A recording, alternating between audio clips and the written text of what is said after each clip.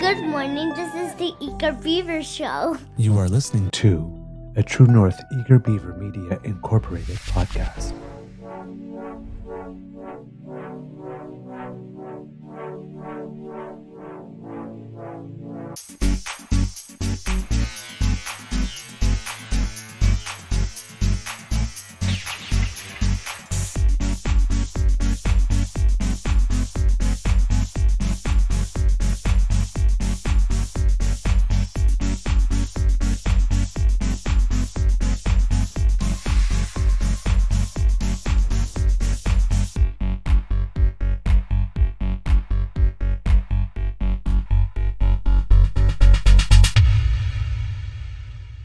The True North Eager Beaver podcasts are proudly brought to you by our founding sponsors, the Misfit Mysteries from Corvid Moon Publishing, your source for science fiction, fantasy, and cozy mysteries featuring a broad diversity of characters, CanadianTarot.com, your uniquely Canadian online eclectic tarot community, and the Peppermaster, hot pepper sauces made from farm-fresh ingredients to thrill your taste buds and expand your mind.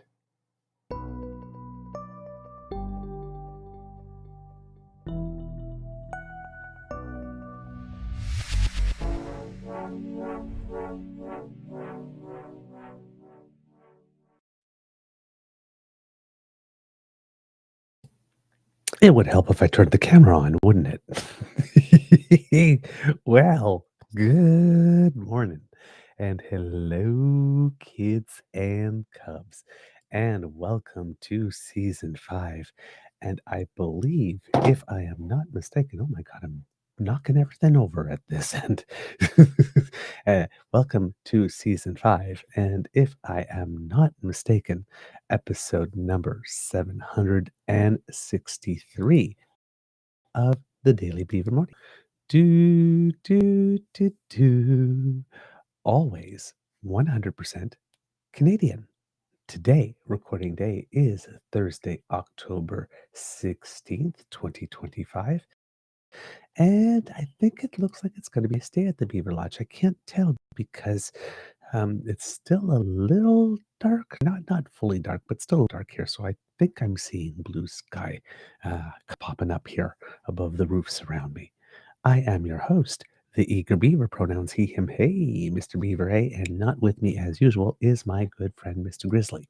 A big thank you goes to our podcast founding sponsors, the Peppermaster, the Misfit Mysteries from Corvid Moon Publishing, and PsychicTarot.ca.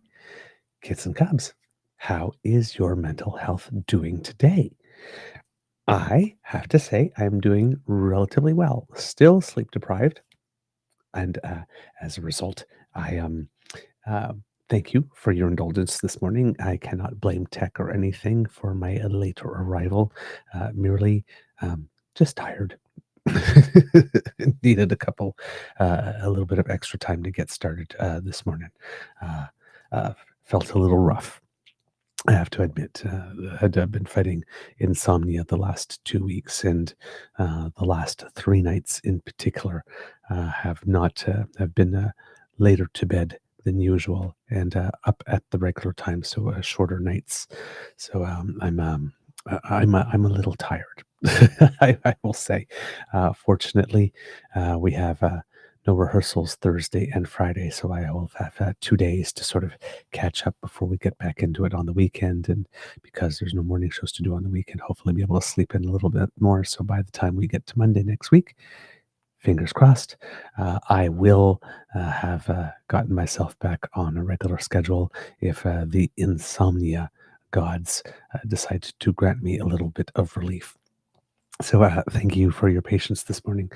Just was able to get up at the regular time, well, 10 minutes after regular time, but my the fog did not lift from my brain until about 15 minutes ago. I was very slow moving and slightly zombie-esque until then. But now I look bright-eyed and bushy-tailed, and I sound bright-eyed and bushy-tailed as well. So, which is good.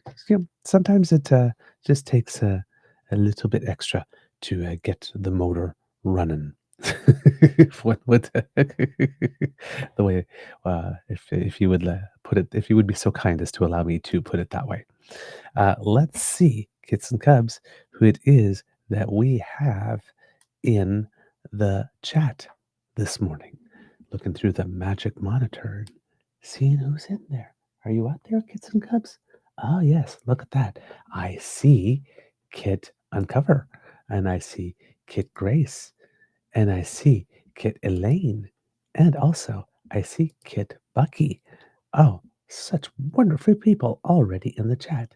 Uh, we have a Dad Beaver joke of the day with Kit Uncover here. What did the sleepy beaver say in the morning? An appropriate one here.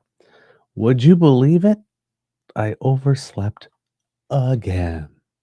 Wow, wow, wow, wow.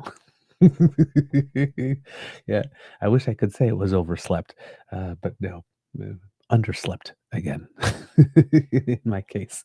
Ah, I love the morning beaver dad jokes, or sometimes there's a grizzly dad joke as well. I like that. Thanks for that, Kid Uncover. A little moment of levity to start the day is never a bad thing.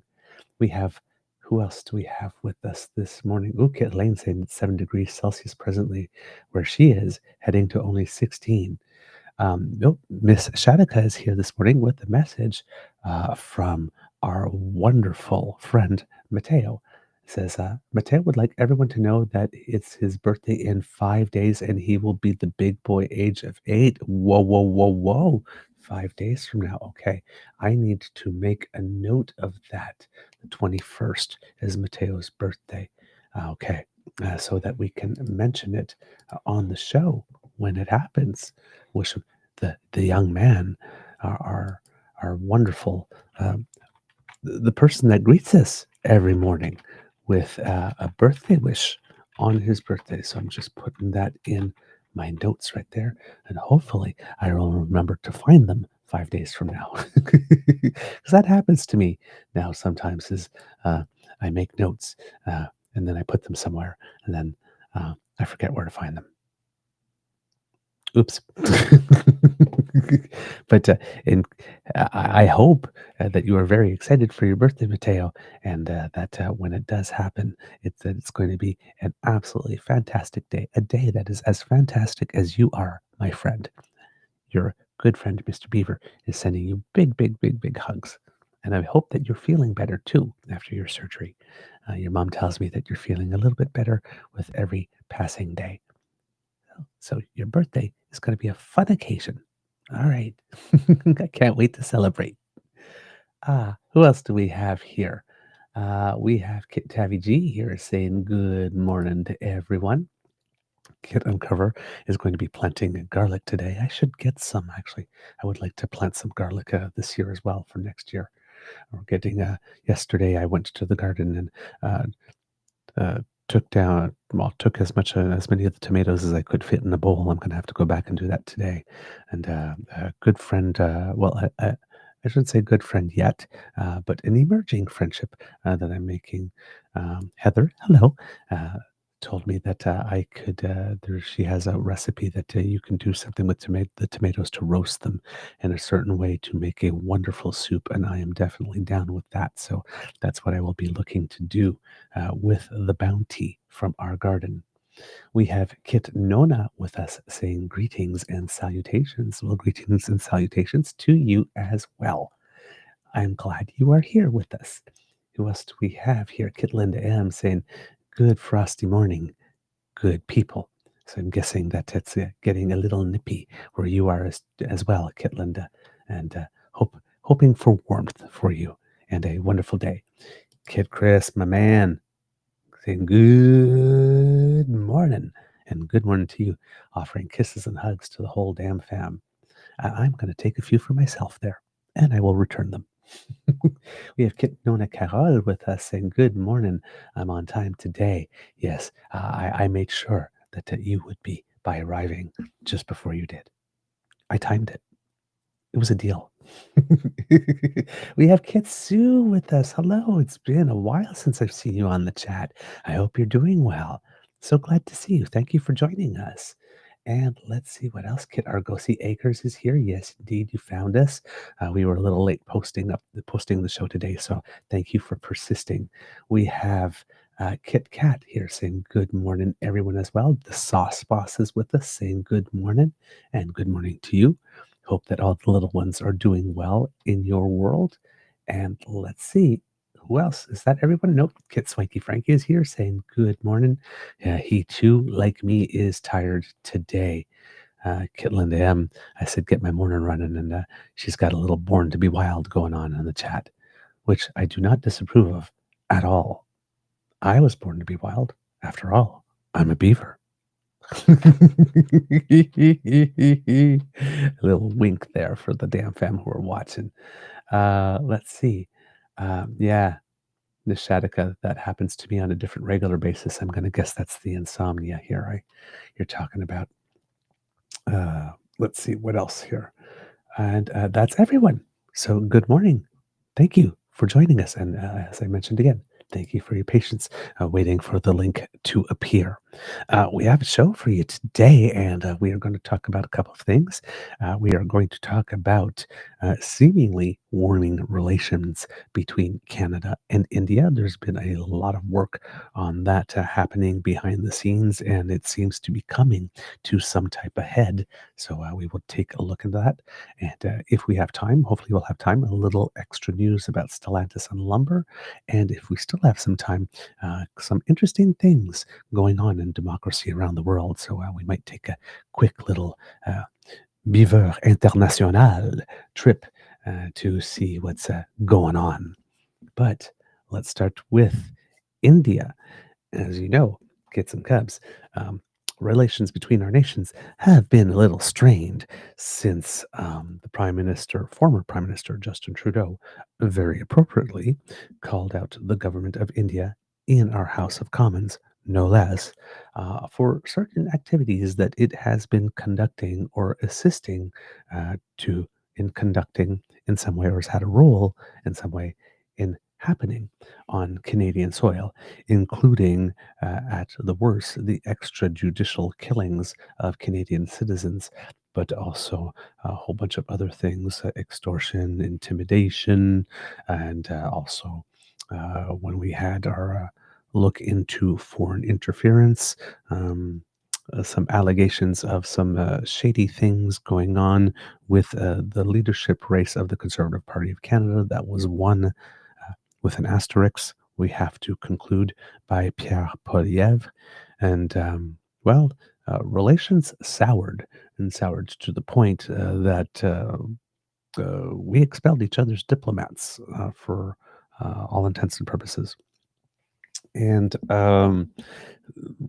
we didn't seem to be having all that much success with getting the government of India to admit some responsibility or to get their assistance in their full cooperation in certain investigations and in getting a full-throated commitment to certain changes in behavior, as we've mentioned on this show a few times, citing the words of Beau of the Fifth Column or Belle of the Ranch, talking about the international poker table at which everybody is cheating.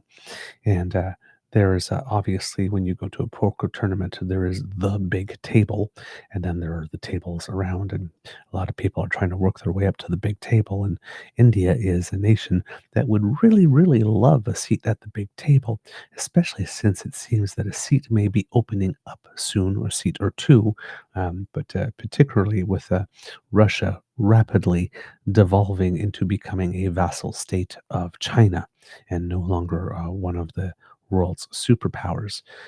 India, with its being the most populous nation in the world and a nation with a relatively young population and with an economy that is growing rather quickly, poised to be one of the globe's major economies if we're looking down, the line in the future, and wanting to take its place at the high rollers table.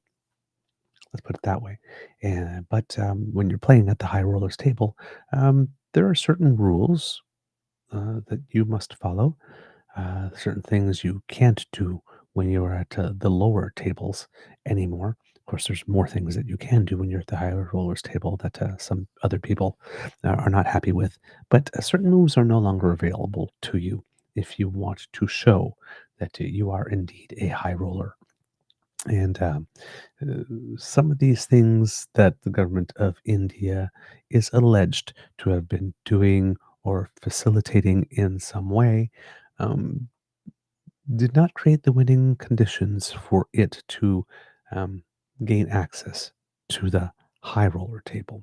So it seems that it is possible that the government of India has been picking up on some of those clues and quietly in the background decided to make certain changes. Maybe, maybe not. Like I said, in all things diplomacy, especially when you're moving from a period of tensions where you have the types of activities going on foreign soil that have been going on in ours, it becomes, again, a saying that I love to use, and I'll believe it when it lasts situation. But before we get to I'll believe it when it lasts, somebody has to take some first steps to get in a situation to create something that might have the potential to last. And that is kind of where we've been for the past little while. Um, the election of Mark Carney to the House of Commons and the selection of him as being the leader of the Liberal Party and then as a result of the previous election, him becoming Prime Minister of Canada, did create an opening with India in terms of the fact, well, first of all, new face, so possibility perhaps to reset the relationship in certain ways, but also given that Mark Carney is a central banker, odds are that India and Mark Carney uh, might be familiar with each other from past work and thus might have some previously established relationships of some kind that they felt they could build on. But in addition, um, Donald Trump, since he's come on board and he has decided to reorder the pieces on the global chessboard, particularly when it comes to economic trade, but also with the way that he's not afraid to swing um, his mushroom around, trying to get some results. As you know, recently he's tried to pressure governments in Brazil to do things that he would prefer. For example, with the Bolsonaro case, tried to get the government of India, of Brazil to drop that case because heaven forbid that there should be a leader somewhere in the world who might be involved with mounting a coup against their own nation, being found guilty and serving a jail sentence for what they did. I mean, heaven forbid we should give Americans any ideas. And he's doing the same thing currently in Argentina. We might have a chance to get around to that later today.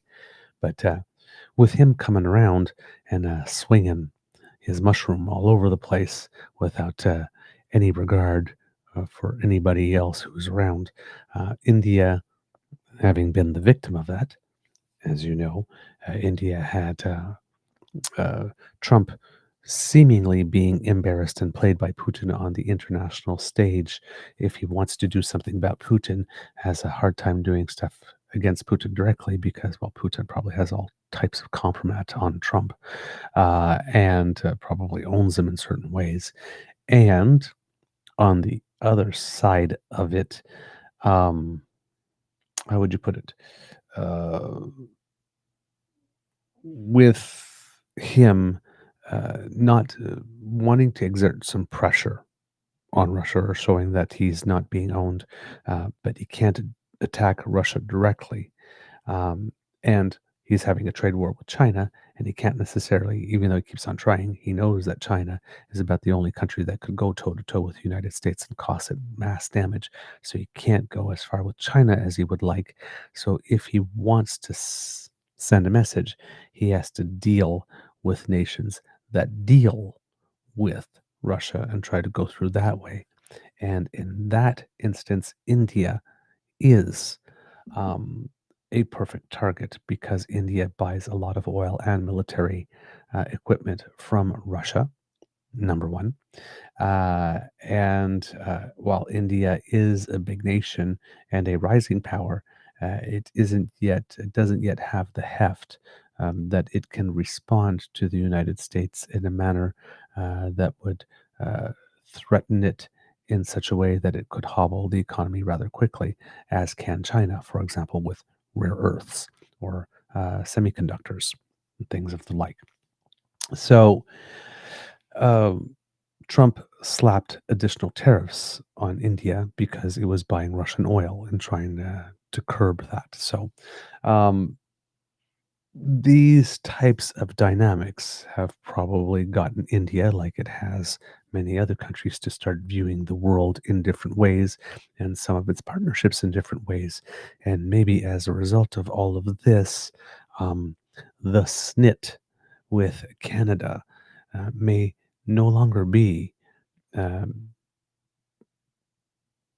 as important a priority for India anymore, or if one would put it that way, the propaganda juice it could squeeze from this orange is no longer worth the squeeze. uh, India was having a gay old time spreading misinformation that there was cocaine on the Prime Minister of Canada's plane. Oh my God. Oh, what a terrible Prime Minister. Punch, punch, punch. Aren't we great? Look at us, India.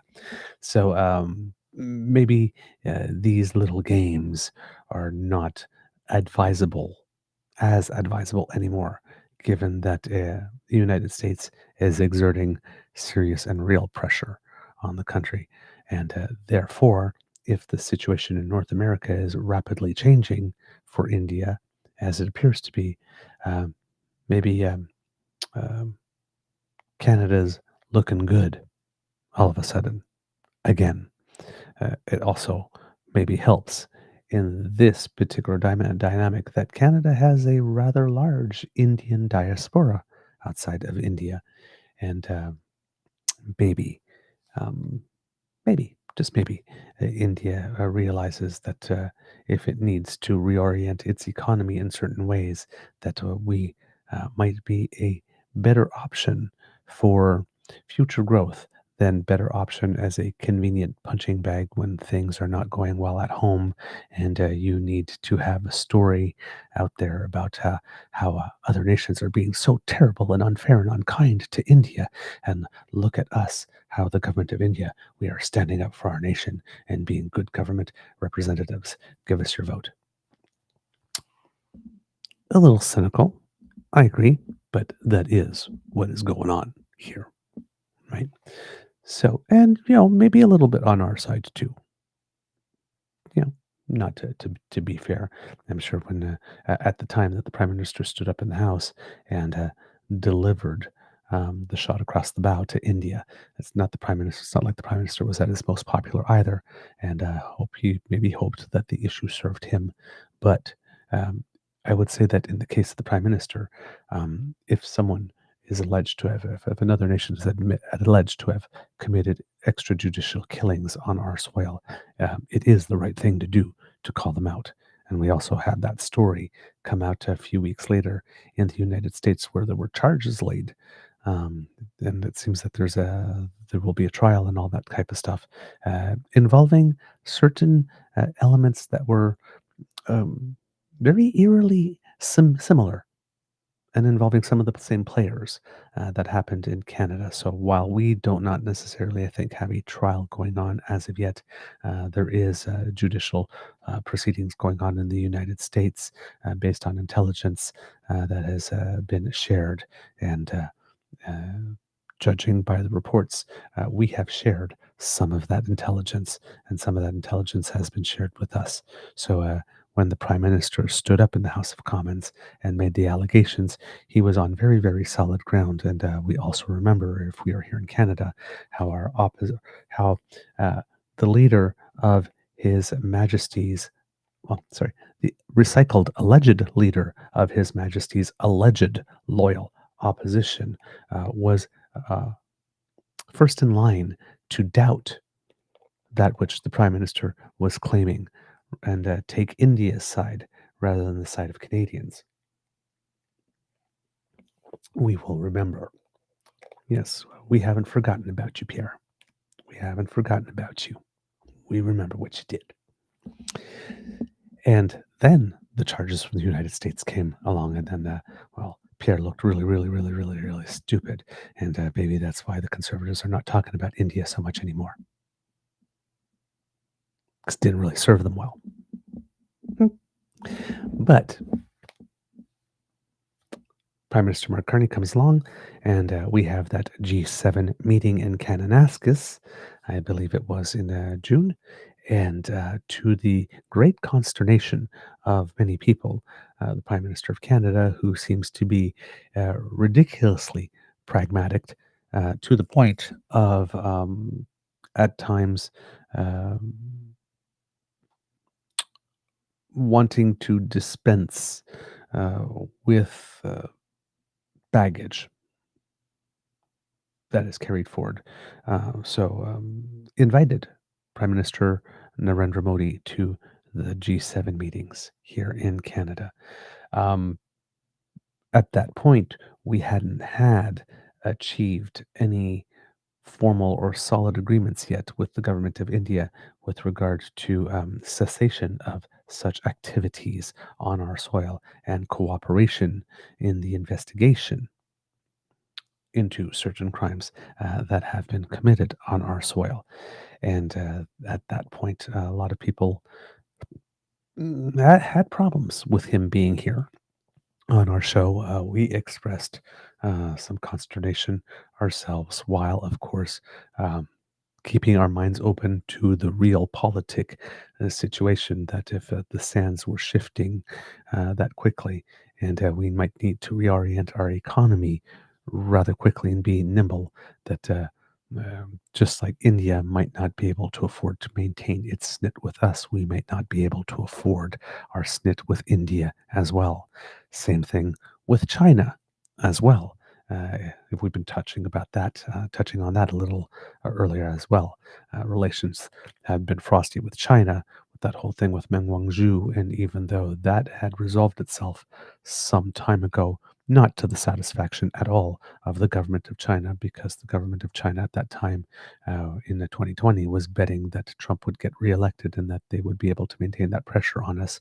And when it was Joe Biden that got elected, China knew that its hostage diplomacy with us was not going to go anywhere. And it didn't take long after the election of Joe Biden for China to decide, oops, all of a sudden, Michael Spavor and Michael Kovrig were being released. And there was no more attempt to get Canada to impose China law on our soil as it pertains to Meng Wanzhou. And of course, then we returned Meng Wanzhou. But for about 2 years there as well, we suffered various retaliations from the government of China. And now, as we've been reporting on the show, Mark Carney has come along, and all of a sudden, that joint committee between the two nations have been meeting. And then Scott Moe went to China with Cody Blois, and Anita Anand has been to China. And it looks now like there will be a meeting of some kind soon between the two leaders, between Prime Minister Mark Carney and Chairman Xi. And we've heard just last weekend, I think it was on CTV Question Period, the ambassador of China saying, hey, we're open to removing those canola tariffs and other tariffs if you do this as well. So these overtures are being made, and this is happening relatively rapidly because, as we've mentioned on the show, when it comes to China, um, China doesn't plan its political strategy in 4-year cycles or in election cycles, right? It's 20, 30, 40, 50 years down the road, and has all the time in the world to drag its heels and be patient. And, oh, you want to make this trade agreement with us? Oh, yes, yes. Well, we're interested in trade. Oh, you would like this trade deal to be negotiated in 8 months. Um, we don't see the need to go that fast. How about 2 or 3 years? Let's see what happens, right? And then other things happen to try to gain some various types of leverage along the way in that process. So that's something that China can do. And China seems to be going relatively quickly.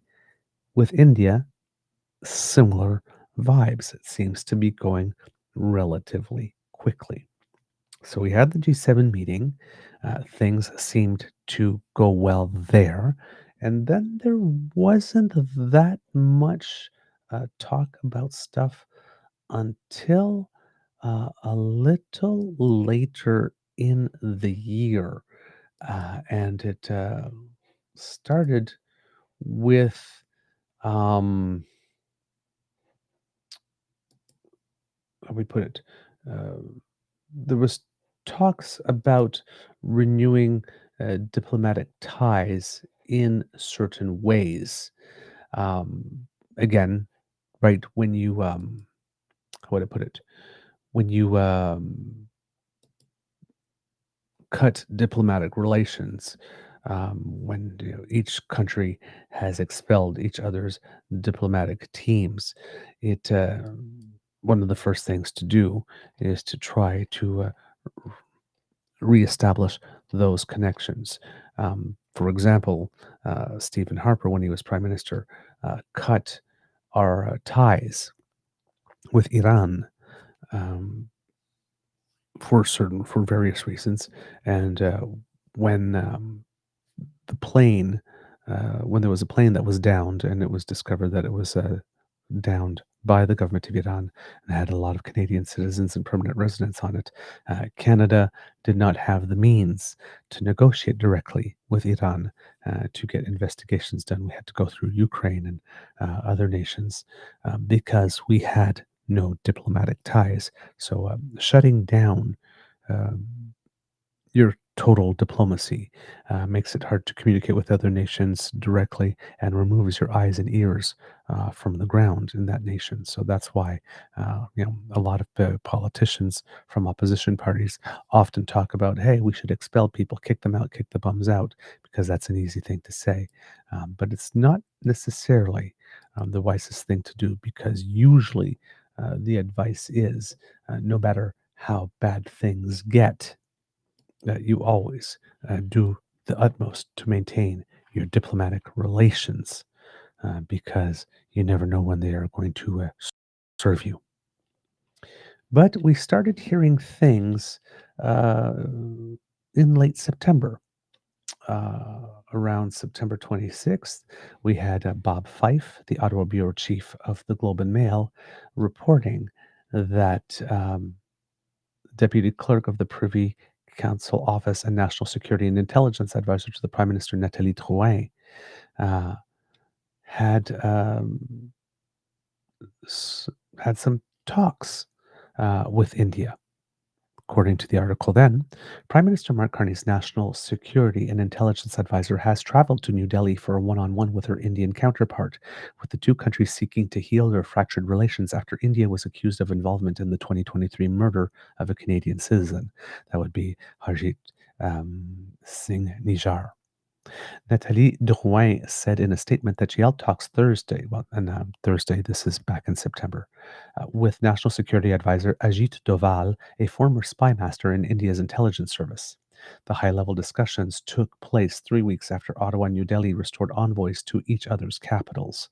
So we started with uh, so in early September, uh, restoring envoys, and then these extra bilateral meetings started happening as a result of that first move. Bilateral relations hit rock bottom in September 2023 when then Prime Minister Justin Trudeau rose in the House of Commons to accuse the government of India of involvement in the June 2023 fatal shooting of Sikh separatist leader Hardeep Singh Nijjar in Surrey, BC. A year later, RCMP Commissioner Mike Duham announced at a news conference that the force had evidence of Indian agents' involvement in murder, extortion, intimidation, coercion, and harassment. In 2024, Canada expelled the High Commissioner and 5 other diplomats. India responded by kicking out Canadian diplomats, including the High Commissioner. Ms. Drouin provided few details of her discussions with Mr. Doval. She did not say whether New Delhi had made any progress in determining which Indian officials allegedly played a role in Mr. Nijjar's killing. Quote, we discussed our respective security concerns and committed to non-interference, including refraining from transnational repression. We also agreed on the importance of reciprocal exchange of information and mutual responsiveness, Ms. Drouin said in the statement. She added that her talks with Mr. Doval helped advance efforts by both countries to get relations back on track. In June, Mr. Carney invited Prime Minister Narendra Modi to the G7 summit in Kananaskis, Alberta. India's Ministry of External Affairs described the Drouin-Doval meeting as an opportunity to continue to rebuild relations. Quote, the two sides agreed to work closely on a way forward and adopt a collaborative approach towards a new chapter in bilateral relations, the ministry said in a statement, adding that both sides are committed to rebuilding trust and expanding cooperation at the highest levels of political leadership. David Morrison, the Deputy Minister at Global Affairs Canada, also held talks with his Indian counterpart in New Delhi. India's Ministry of External Affairs said the two, quote, welcomed the return of high commissioners, reviewed bilateral ties, agreed to reactivate all dialogue mechanisms, and address capacity issues at respective diplomatic missions.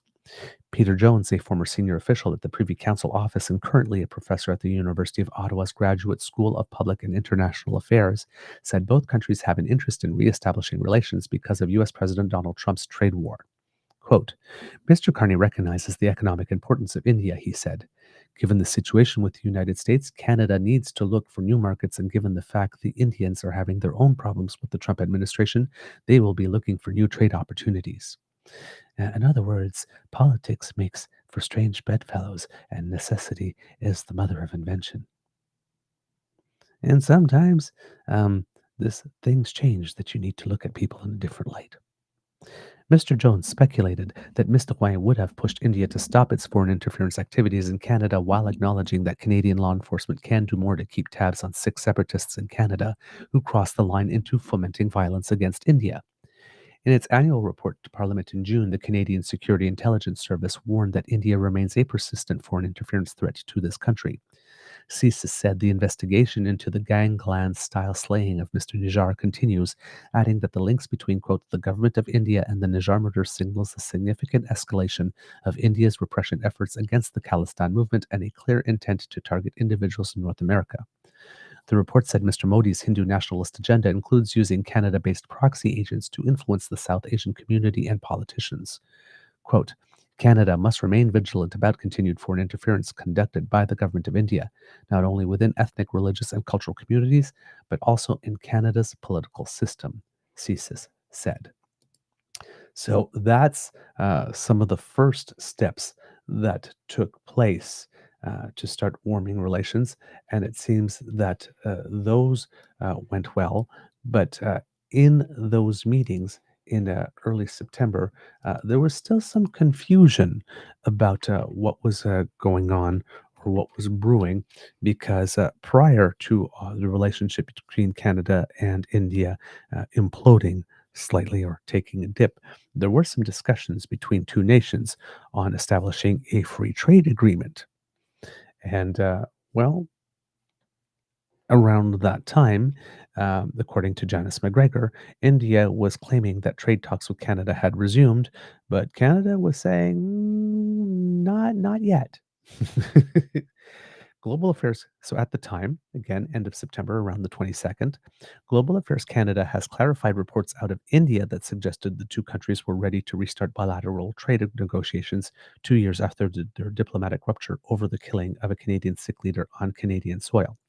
India's Ministry of External Affairs issued a statement on Friday saying Canada's Deputy Minister in the Global Affairs Department, David Morrison, held consultations with his India counterpart last week and also met separately with Indian Foreign Secretary Vikram Misri. And this is one of these things that I talk about sometimes, kits and cubs, when two leaders of different nations meet and you look at the readouts. People often go to the readout of their own nation. But sometimes, if you go take a look at the readout of the other nation, different nations choose to prioritize what elements they want to make public because that's for domestic consumption.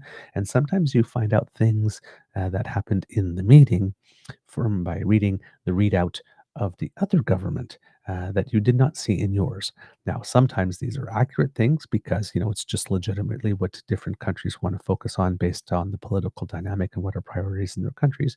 But sometimes these could be tools to send signals.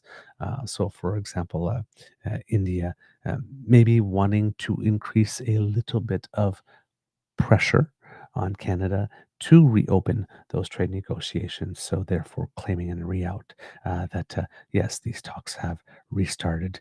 And then Canada can turn around and say, yes, they have. Or they can turn around and say, whoa, whoa, whoa, whoa, hold your horses. No, no, not started yet. We're not there yet.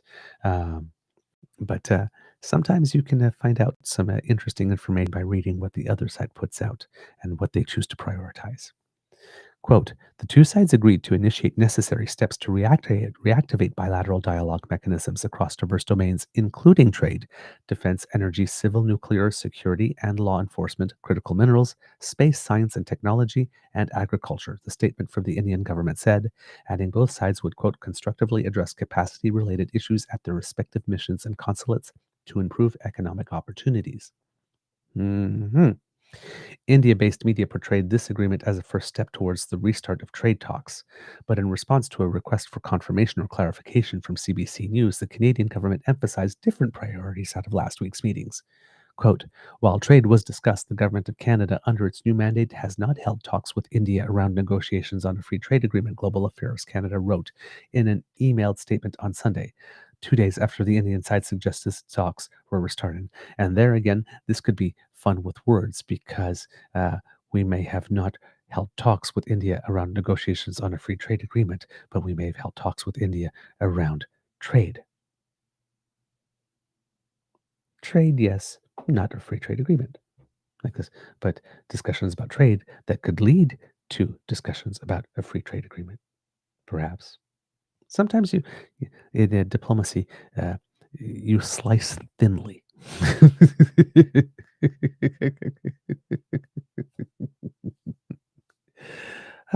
The Government of Canada remains committed to supporting and growing the well established commercial trade ties between Canada and India.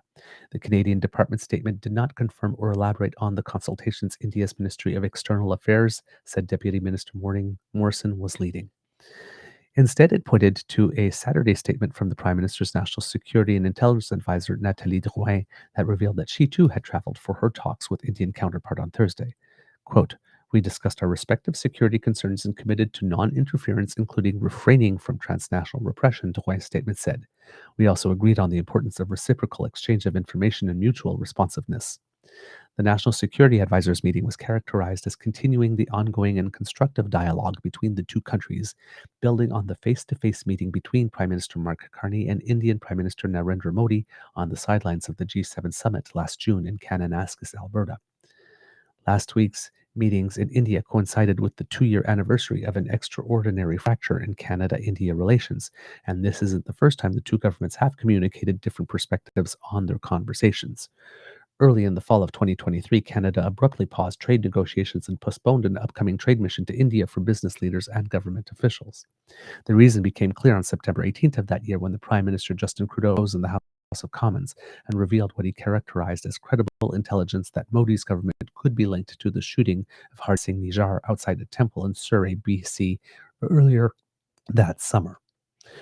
Trudeau's government characterized this alleged extrajudicial assassination as a threat to Canada's sovereignty and the security of Canadian citizens.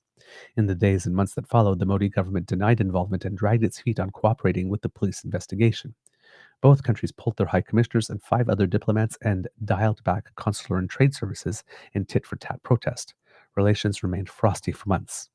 A significant thaw appeared after Carney hosted Modi at the G7 in June.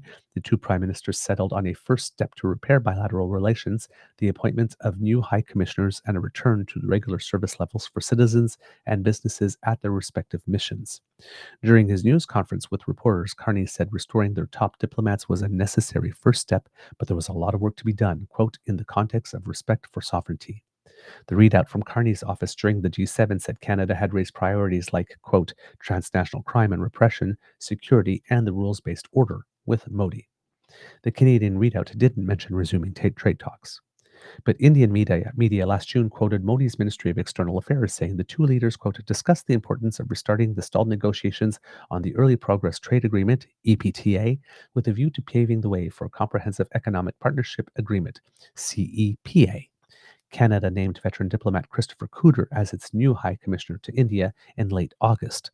On the same day, India also named a new High Commissioner, Dinesh Patnaik, to take up a renewed mission in Ottawa shortly. So there we go. So it was late August that around August 28th. And here we are about 1 month later, September 22nd, and we are getting these reports here.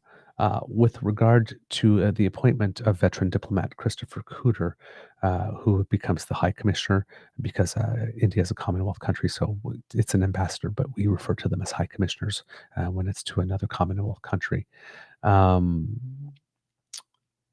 at this point, when that happened, Anita Anand said this is an important development towards restoring services for Canadians while strengthening the bilateral relationship to support Canada's economy. According to his biography, Cooter served most recently as Canada's chargé d'affaires to Israel and Canada's High Commissioner to South Africa, Namibia, Lesotho, Mauritius, and Madagascar. He also had a posting in New Delhi from 1998 to 2000. The same day, India appointed Dinesh K. Patnaik as its next High Commissioner to Canada. As also a veteran diplomat, Patnaik was serving as India's ambassador to Spain. New Delhi said he was expected to take up the Canadian posting shortly after it was announced. So that was what was going on there with those appointments here. Let's see what else. The two countries had also, at the time of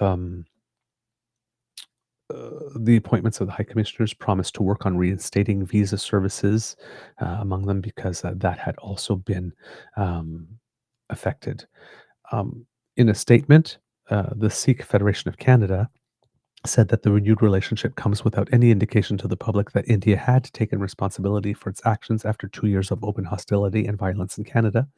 This is not diplomacy, it is impunity, said spokesperson Moninder Singh.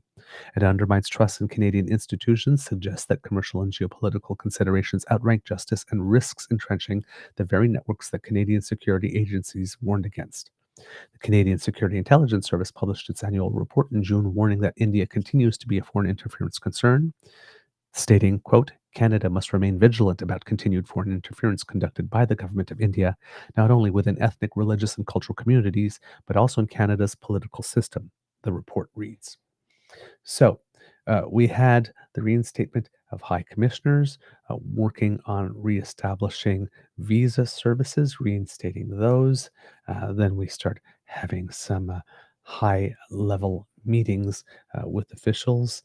India starts to hint that talk on trade, even potentially free trade, is opening up again.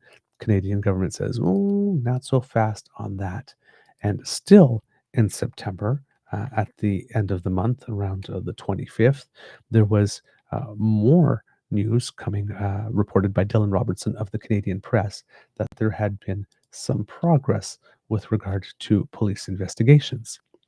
Prime Minister Mark Carney's national security advisor says India has absolutely, that's a quote, committed to cooperating and sharing information with Canadian police for ongoing investigations. Quote, they realize that, and the same thing on our side, by sharing information, we will have safer streets in Canada, Drouin told reporters Thursday outside the Cabinet Room on Parliament Hill. She described the meeting as, quote, very productive, where both sides reestablished a channel of communication to talk about respective concerns. Her comments largely echo a statement she put out last Friday, and Drouin also said that there were plans for Foreign Affairs Minister Anita Anand to visit India at that time. Drouin traveled to India during the week of September 18th, and on that date met with Arjit Doval, New Delhi's national security advisor, to talk about mutual security issues and transnational repression, as we reported earlier. In her written statement, Drouin said she and Doval, quote, committed to non-interference, including refraining from transnational repression. India's new High Commissioner to Canada officially started his new job in that last week, around the 25th of September, because he was the ambassador of Spain at the time and needed to transition. Relations between Canada and India, of course, had been strained, as we mentioned before, due to the Justin Trudeau making the announcement in the House. And then in October 2024, the relationship fractured further when the RCMP said it had strong evidence linking a campaign of violence and intimidation targeting Canadians to, quote, the highest levels of the Indian government. And as we mentioned, there was the mutual expelling of each country's diplomats, and that India was responding by claiming that Canada was allowing Sikh extremists to issue threats and commit acts of violence in both countries, and accused Ottawa of not doing enough to stop a repeat of the 1984 Air India bombing. Um, as mentioned in the previous article, where Sikh diaspora groups have called for caution in Canada's approach to India, I think that's a diplomatic way to put it in this article. They really, really did not like it. I think it was a little more than a call for caution, with some expressing alarm at the prospect of Ottawa sharing law enforcement information with New Delhi, because, yes, while we want information from New Delhi about things might happening on our soil, um, because they are so preoccupied with the Khalistani issue, the government of India, it is very, very reasonable to conclude was maybe looking in exchange for information on people whom India considers to be terrorists, um, but we may not, right? In India, talk of that type. In India, for example, the Parti Québécois would be a terrorist organization because it talks about separating, right? Whereas here in Canada, we talk about, if people want to become an autonomous or distinct state of their own, we consider that a legitimate political opinion, whether we share it or not. And we say, well, there's the political process, make your case. We have a Parti Québécois, we have a Bloc Québécois. The Bloc Québécois even formed the official opposition. I can't imagine that happening in India at all. That there's a party that represents a sovereignty movement or even a separatist movement that becomes the official opposition and is allowed to be the official opposition. So the way we see these issues are a little different, and maybe the fact that we have given political room or space for people to discuss these options of separation without saying you can't talk about that. Maybe that explains why there has been so little terrorist violence in our country based on these movements as compared to in other nations, because there is an outlet and we do recognize it as a legitimate point of view, even though most of us would not subscribe to it. Quote, asked to respond to the concerns, Drouin said both countries are on the same page. Quote, we have a common understanding and a common goal here. They want us to be very clear in terms of the one India and the respect of the integrity of their territory, and what we want are safer streets in Canada. We have found a way, as I said, to address mutual concerns and for leaders to be able to talk about the trade relationship. Global Affairs Canada Deputy Minister David Morrison, the top bureaucrat in the Foreign Service, was also in New Delhi earlier this month for meetings with senior officials. This month, September, based on the time of the article. In a statement last Friday, India's foreign ministry said both countries have decided to, quote, constructively address capacity-related issues at their respective missions and consulates. It said Carney and Modi are committed to restoring, quote, stability in the relationship and pursuing a constructive and balanced partnership. To that end, it said both countries will, quote, reactivate discussions on, quote, trade, defense, energy, civil, nuclear, security and law enforcement, critical minerals, space, science and technology, and agriculture. Um, so those were some of the same uh, fields of discussion that had already been mentioned in the readout from India. I think it was 3 days before this article had appeared, to which the government of Canada said, whoa, whoa, whoa, not so fast. 3 days later, seeming to confirm a little bit that there are talks, at least with those um, on those elements of the relationship. Then we get to 3 days after that, right around September 28th, when it's Minister Anita Anand who decided to speak up. So you can see how this is going up the levels here in the political hierarchy. This, according to Benjamin Lopez Stevens of CBC News.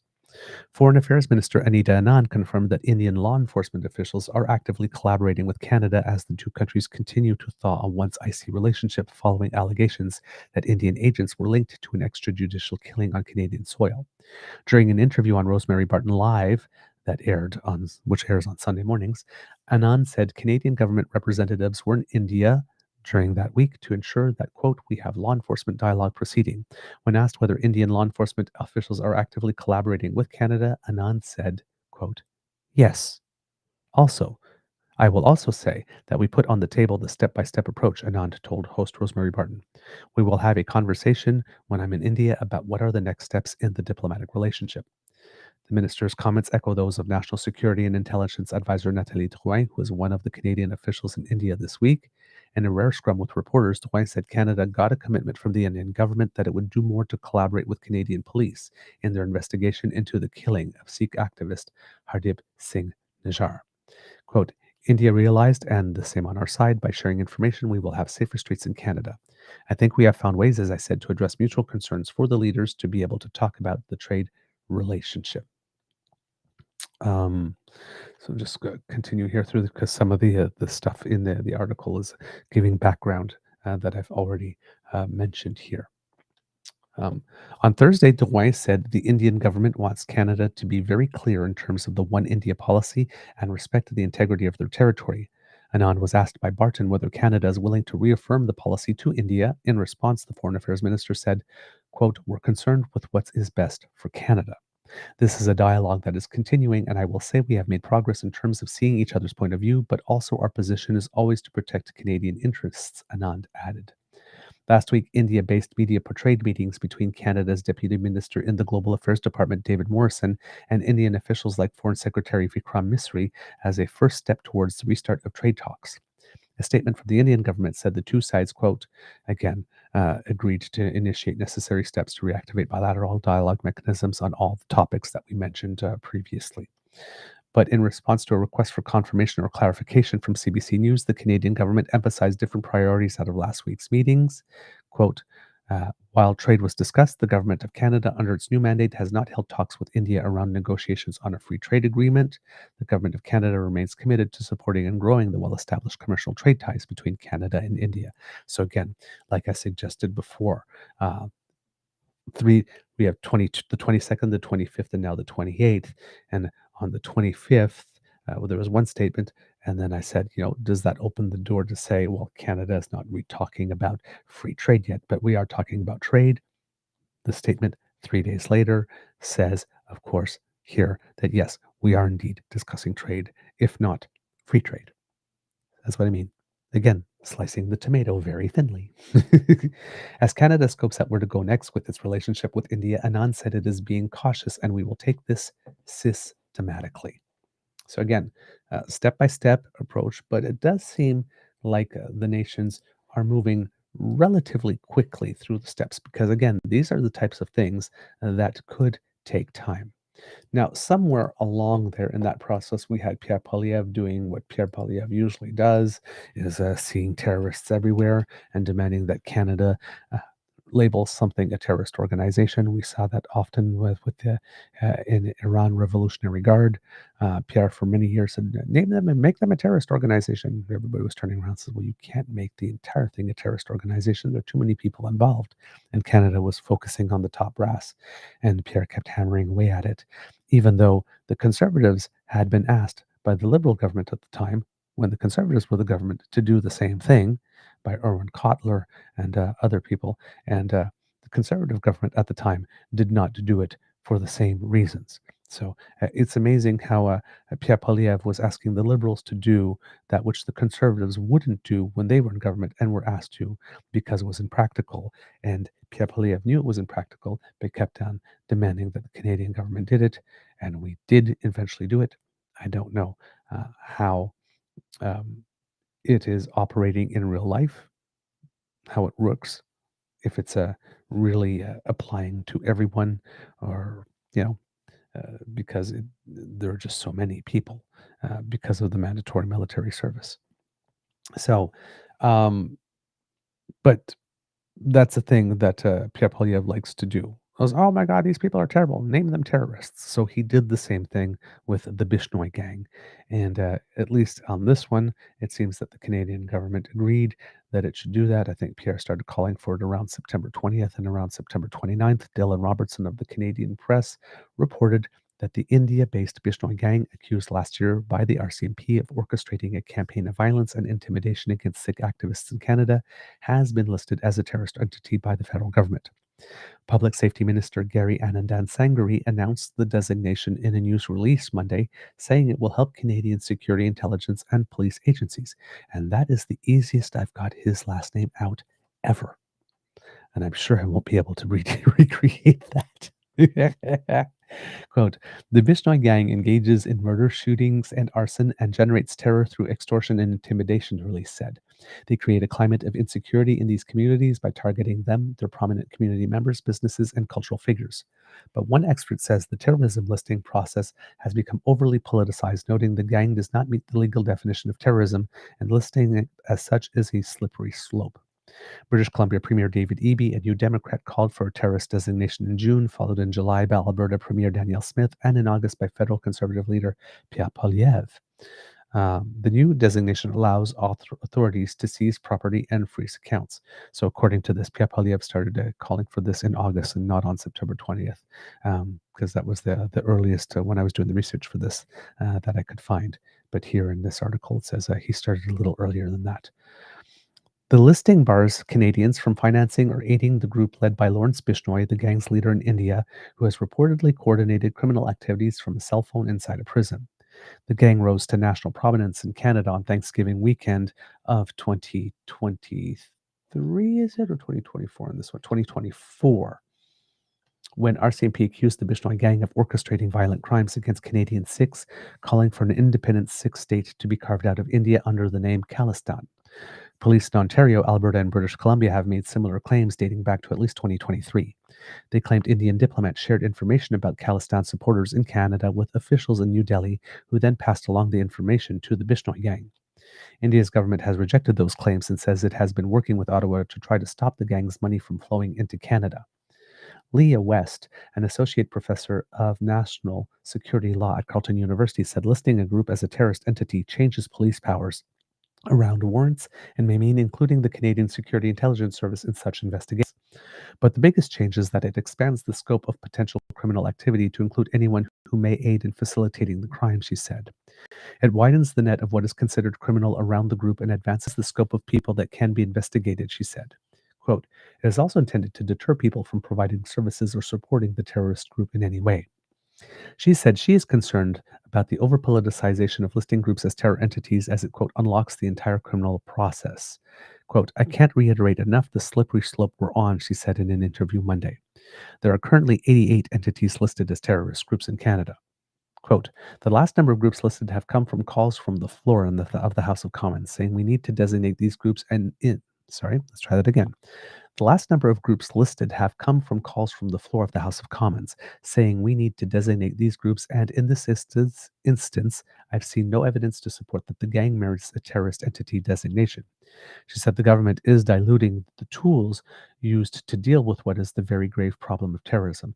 So it would seem here that while everybody is saying, call it a terrorist group, call it a terrorist group, it probably would fit more into the classification as being an organized crime group, and this maybe should have been, or here this person that is cautioning us might be advising that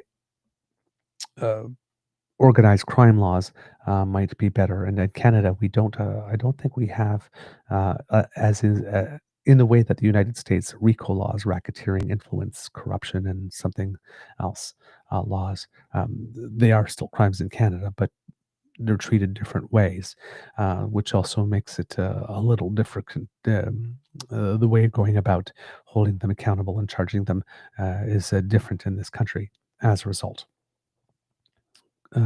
Let's see. So yes, she says the government is diluting the tools used to deal with what is the very grave problem of terrorism.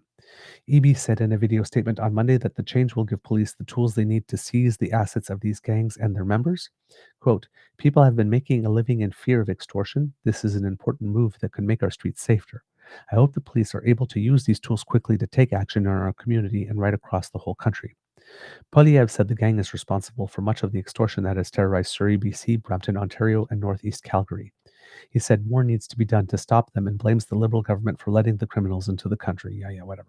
Quote, repeal the liberal crime laws, bring in mandatory prison sentences to lock up extortionists. Let us deport from our country every single foreign criminal, track them down, kick them out, and let's bring peace and security to the wonderful business owners in Surrey, Brampton, and Northeast Calgary. The move comes as Canada and India work to gradually reestablish trust in their diplomatic relations after 2 years of strain. Again, going back into the background of what happened there, and then uh, talking about other things here. Let's see, when was this article again? This is September 29th. So, yes, talking about Anita Anand having met with her counterpart. And I've lost where I am in the article. There we go. Met with her Indian counterpart, oh boy. Okay, let's try that again. Foreign Affairs Minister Anita Anand met with her Indian counterpart, Subramanyam Jaishankar, at the United Nations in New York on Monday. So that again, earlier. Again, when we're still talking in September, not recent Monday here. Jen Shaikar said on the social media platform X that it was a, quote, good meeting after both countries appointed their top envoys. The appointment of high commissioners is welcome as we rebuild ties, the post said, adding that they, quote, discussed further steps in that regard ahead of Anand's scheduled visit to New Delhi and China for October, which recently took place. Maninder Singh, the national spokesperson for the Sikh Federation Canada, said in a statement that the designation, quote, will have little impact on its own and remain a meaningless gesture until the Indian government officials responsible for orchestrating widespread violence in Canada are held to account. Quote, the government must outline what steps it has taken to ensure that Indian officials are held responsible for their crimes and do not take part in any future violent attacks, other forms of transnational repression and intimidation, or foreign interference in Canadian policymaking or political processes, Singh said in the statement. Monday's terror listing surrounds the organization led by Lawrence Bishnoi, who had been in prison in India for nearly a decade on charges of widespread involvement in gang violence. In 2023, India's counterterrorism body, the National Investigation Agency, said the 32-year-old operates his, quote, terror syndicate from jails in different states in India and through an associate in Canada. Multiple Indian media outlets have reported Bishnoi sent tens of thousands of dollars in money transfers from India to both Canada and Thailand between 2019 and 2021. The Canadian press could not verify that reporting. Bishnoi is infamous for threatening to kill beloved Indian celebrities, political figures, and business leaders. In 2022, he was accused of being behind the shooting death of Punjabi rapper Sidhu Moosewala, who lived briefly in Canada. And that was from reports by the Canadian press with files from Brianna Charlebois in Vancouver as well. So Dylan Robinson from Canadian press reporting that, as mentioned, using with some files from Brianna Charlebois. So all of this is still in September for us, kids and cubs. And let's go through again the continuing rapprochement between the two nations here.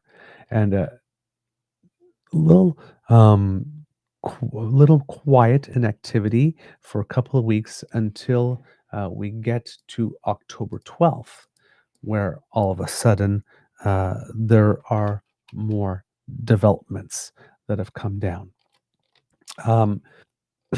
Anita Anand did make her trip to India, but before stopping in India, also stopped in China, right? Because we are having trade issues with that nation as well.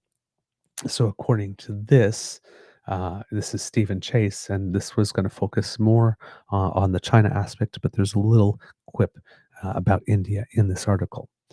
Foreign Affairs Minister Anita Anand will visit China this week, so that was the week of October 12th, as part of an effort to mend fences as a painful trade war with Beijing grinds on. The Anand visit, announced Friday, may end up being a prelude to a leader-level meeting later this fall between Prime Minister Mark Carney and Chinese President Xi Jinping. The two have not met since Mr. Carney took office. A government source said officials in Canada and China are trying to arrange a meeting between Mr. Carney and Mr. Xi during the Prime Minister's coming trip to Asia. Both are expected to attend the Asia-Pacific Economic Cooperation Forum in South Korea in late October. The Globe and Mail is not identifying the source, who was not authorized to speak publicly about the matter. Since taking office, Mr. Carney's government has held a series of increasingly high level meetings with China and an attempt to a rapprochement as Canada seeks to expand export markets outside Donald Trump's increasingly protectionist United States. Because the sands have shifted so rapidly and dramatically that nations such as China and India, with whom we were having some spats, that maybe it's in both of our interests to resolve those spats and um, uh, say bygones as much as possible, so that we can get on with the business of reorienting our economies. The trade conflict between Ottawa and Beijing has compounded years of strained relations over the countries' past detentions of each other's citizens, but a thaw with China could put Canada offside with the US, which has been raising trade barriers against Beijing under the Trump administration and has sought the same of Ottawa. And a lot of people are wondering now, with regard, like for example, those EV tariffs on Chinese EV vehicles. Well, if the United States is making it such that they do not want us to manufacture cars anymore, what industry are we actually protect? What industry are we actually protecting by joining the U.S. on those 100% tariffs on EVs? Maybe it is time, in that case, to pull them back. Now, of course, that doesn't mean that the United States can't decide to retaliate on us in other industry sectors if we do that. And it's not like Donald Trump hasn't shown that he's willing to swing that mushroom around in order to hurt people and hurt nations that don't do what he wants. So, uh, we might be in a situation where the United States under Trump is trying to force us to maintain those 100% tariffs on Chinese EVs while giving us nothing and simultaneously trying to destroy our car industry. At some point, we might need to make a choice. And that's why I was mentioning if we are going to remove those tariffs on EVs, maybe what we do is we remove them partially and then negotiate with China to have some of those EVs built in Canada by Canadians using Canadian steel and aluminium.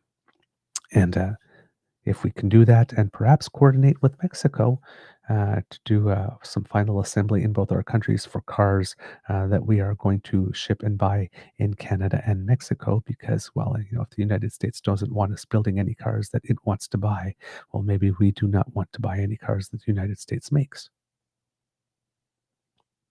So I'm not sure whether Canada and Mexico unto itself is a market big enough that both of us can supply each other, and that would be enough to make an auto industry worthwhile. But we also have the Mercosur nations in South America that we seem to be getting closer to, and they also need cars. So maybe we can make ourselves our own little block of some kind to keep an auto sector here in Canada. But there's going to be a lot of discussions before that happens. And there would be a lot of work to make that happen. All right. Mr. Carney met Chinese Premier Li Qiang on the sidelines of the United Nations General Assembly in New York this September. We mentioned that on the show a few times. The Prime Minister, a former central banker who has a reputation as a technocrat, offered praise for China in comments to the Council on Foreign Relations think tank the day before the meeting. His remarks earned him coverage in Beijing's state-run Global Times newspaper. Quote, China is, quote, very sincere and engaged on climate change, Mr. Carney told the Council on Foreign Relationships because, quote, it's a country run by engineers. In his remark, Mr. Carney laid out a possible roadmap for cooperation with China. Canada could, quote, engage deeply when it comes to commodities, energy, and basic manufacturing, but with guardrails that, quote, left off to the side. Anything could, quote, bridge into national security, privacy, or other matters. He said fighting climate change is one area where Canada feels comfortable working with China. Quote, this is a country that understands a lot of the engineering solutions to issues around emissions, he said of China. Quote, they've happened to have built real competitive advantage in a number of these areas as well. Ms. Anand, in an interview on Friday, said her trip to China is intended to help bring more steadiness to ties with Beijing. Quote, we need to stabilize the relationship, she said, adding that her goal is to build the bridge, open the dialogue, ensure that Canada can interact with China in a way that puts the interests of our workers and our businesses and our industries first. Ms. Anand will arrived in China on the Thursday of that week that the article was written, and met with the following day with her counterpart, Foreign Minister Wang Yi in Beijing. China in August imposed a 75.8% duty on Canadian canola seed, a major crop in Alberta, Saskatchewan, and Manitoba, as part of its retaliation for Ottawa's 100% tariffs on Chinese electric vehicles and 25% levies on China steel and aluminium in 2024. Beijing's move was on top of a 100% tariff on Canadian canola oil, canola meal, and peas imposed in March, and a 25% tariff on Canadian seafood and pork products. Manitoba Premier Wab Kinew has written to Mr. Carney asking him to scrap Canada's tariffs on EVs in return for China lifting its tariffs on canola and pork. And since then, the government of China has let known through their diplomatic corps that they would be open to this type of arrangement. In his letter, Mr. Kinew said that although he believes protecting Canada's vehicle industry is important, the country's approach, quote, has created a two-front trade war that disproportionately affects Western Canada. China has made no secret of its wish for Canada to drop the tariffs on electric vehicles, saying it would then drop the retaliatory levies it enacted. Ottawa imposed the levies in concert with the United States in order to stop what both countries said was deliberate overproduction. This was ostensibly to safeguard the integrated North American auto sector. But since taking office in January, Mr. Trump has made it clear his desire to stop buying cars from Canada, which raises the question of whether there is any joint strategy to protect the North American auto industry from China. Mr. Carney himself appeared to refer to this in his remarks at the BMO Eurasia US-Canada Summit in Toronto on Wednesday, again of the week of the 12th of October, when he commented on the idea of countries, quote, coming together and competing against China. He didn't mention the auto sector or the United States, but appeared to be hinting that Ottawa may not necessarily be aligned with Washington right now. Speaking of working together to compete against China, Mr. Carney said, quote, I wouldn't assume that that's always the organizing principle. If it were, there would be more immediate progress in certain traditional industries than we've seen. Ooh, throwing a little shade there, Mr. Carney, throwing a little shade. Mr. Carney, who inherited a fractious relationship with China from his predecessor, Justin Trudeau, is trying to deepen business relations, even as Ottawa and Beijing agree to disagree on past differences. Canada-China relations entered a deep freeze after Ottawa arrested Huawei tech executive Meng Wanzhou on a U.S. extradition request, and Beijing subsequently locked up two Canadians, Michael Kovrig and Michael Spavor, in a conduct called hostage diplomacy by one Trudeau cabinet minister. Canada and China also clashed after Ottawa spoke out against Beijing's crackdown on civil rights in Hong Kong, its intimidation of Taiwan, its treatment of Uyghurs in Xinjiang, and its assertions of sovereignty over the South China Sea. Ms. Anand's trip to China will be preceded by a stop in India to meet with her counterpart there, Foreign Minister Subramanyam Jaishankar, as part of the Carney government's efforts to reset ties with New Delhi after the assassination of a Sikh separatist in Canada more than 2 years ago. Fina Najibullah, Vice President of Research and Strategy at the Asia Pacific Foundation, a Canadian think tank, says she will be looking for any sign that India and Canada are resuming negotiations on a trade deal that was shelved in 2023. On China, she cautioned that Beijing doesn't compartmentalize trade and diplomatic relations, which would mean that the Chinese expect changes to Canada's support for Taiwan or its position on the South China Sea. Ms. Najibullah said selling more agricultural products and energy to China makes sense, but she said Ottawa can't make any concessions that are counter to Canadian national security or economic interests. Quote, I think we shouldn't underestimate the degree to which China is interested in bringing us into their Belt and Road initiative, she said, of Beijing's plan for land and maritime infrastructure projects around the world that would put it at the center of international trade. Okay, so a little bit here, saying how the relationship with China, looking at the parallels here between China and India. But on that trip, Minister Anand did two birds with one stone there, making sure that she talked to the two counterparts in the two nations that are, the two most populous nations in the world, with whom we have a lot of trade and with whom we are looking, in this case, to increase trade. Well, as a result of that, we started getting a little more articles focusing a little bit on the policy here, what it is that we are pursuing when we are engaging in these types of discussions. Sorry, here, I'm just, there we go.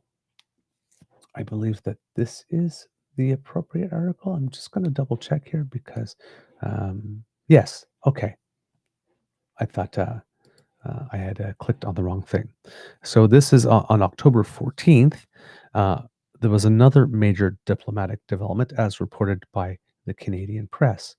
And here is Foreign Ministers Minister let's try that again. Foreign Affairs Minister Anita Anand says India has agreed to readmit a full cohort of Canadian diplomats a year after New Delhi forced Ottawa to send most of its envoys home. Anand met Monday with Prime Minister Narendra Modi and senior Indian officials who invited her to be the first Canadian cabinet minister to visit after 2 years of diplomatic strain. So, met directly with the Prime Minister. The two countries have signed a statement outlining areas where they want to cooperate, such as trade and artificial intelligence, but Anand said this work will happen only gradually. Speaking from Mumbai, Anand said re-establishing Canada's full cohort of diplomats was one step Ottawa needed to see completed before it considers a trade mission or revives talks on a possible trade deal, which have ebbed and flowed since 2010. So we started by naming high commissioners, and that went well for a little time. And now the full cohort of embassy appointees has been named, and it seems that both nations have done that. So the embassies are now going to be more fully staffed so that we can deal with more issues than just reestablishing relations, but trying to build on those relations and try to improve upon them and expand upon them with the extra staff that will require. Let's see what else here. Anand said Canada will at all times defend the security of Canadians after Canadian officials repeatedly flagged New Delhi as a major source of transnational political repression. Canadian officials insist they are working gradually to rebuild trust with India, work that started with Prime Minister Mark Carney hosting Modi at the G7 summit in Alberta in June. So we are back now to full cohorts, and I do not know why I went blurry and how long ago I did because I've been looking at my notes. I am so sorry if you've been seeing me blurry for quite a long time, kits and cubs. Apologies for that. Should have checked in on that a little sooner, I admit. I just had a good flow going. All right. And finally, the last piece that we got in this is an article that came out 2 days ago with regard to our relations warming between the two nations.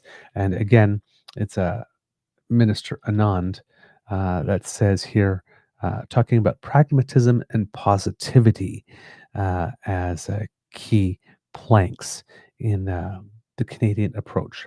And this is from Salima Shivji from CBC News, stating, after 2 years of navigating a bitter diplomatic spat over the killing of a Sikh activist on Canadian soil, India and Canada have tentatively sketched out a roadmap to rebuild their strained relationship. That's the end result of a 2-day visit to New Delhi and Mumbai, one which Canadian Foreign Minister Anita Anand has called a success. Quote, "We're elevating our relationship," she told CBC News during an interview in Mumbai.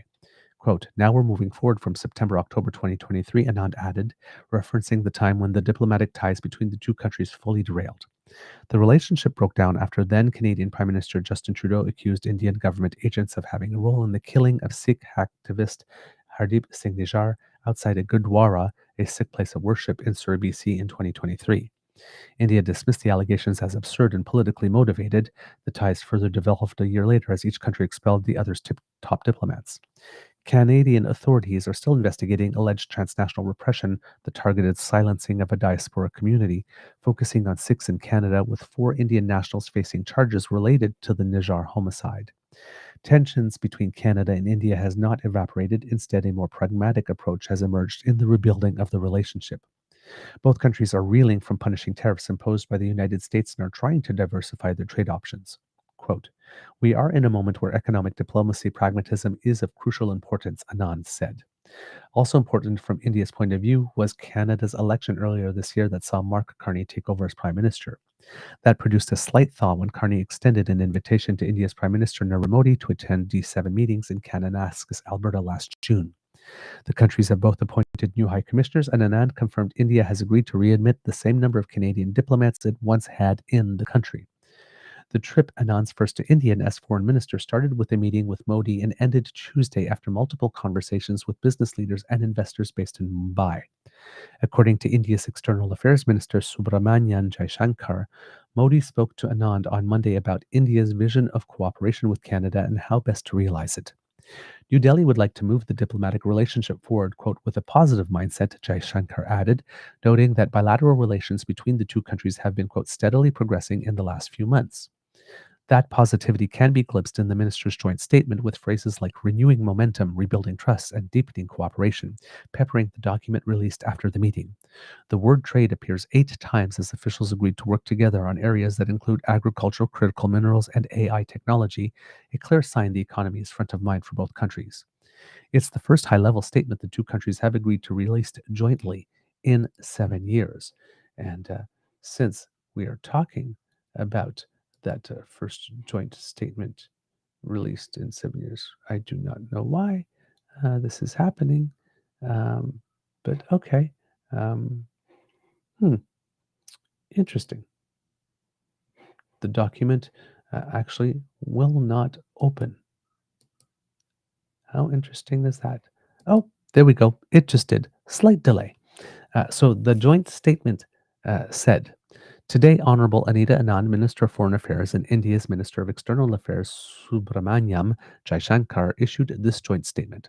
Quote, at the invitation of the Minister for External Affairs, Dr. Jaishankar, the Minister of Foreign Affairs of Canada, Ms. Anita Anand, undertook an official visit to India from October 12 to 14, 2025.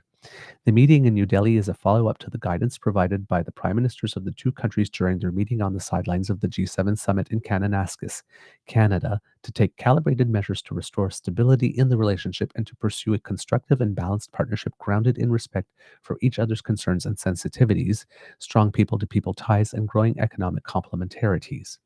Pursuant to this guidance, both sides initiated several steps, including the joint announcement of reinstatement of High Commissioners on August 20th, 2025, meeting between the national security advisors of the two countries on advancing Canada-India security cooperation in New Delhi on September 18th, 2025, and the agreement to continue senior official discussions on security and law enforcement cooperation, pre-Foreign Office consultations between Secretary East and Canada's Deputy Minister of Foreign Affairs in New Delhi on September 19th, 2025, and a meeting between the two foreign ministers on the sidelines of the UN General Assembly High-Level Week in New York on September 29th, 2025.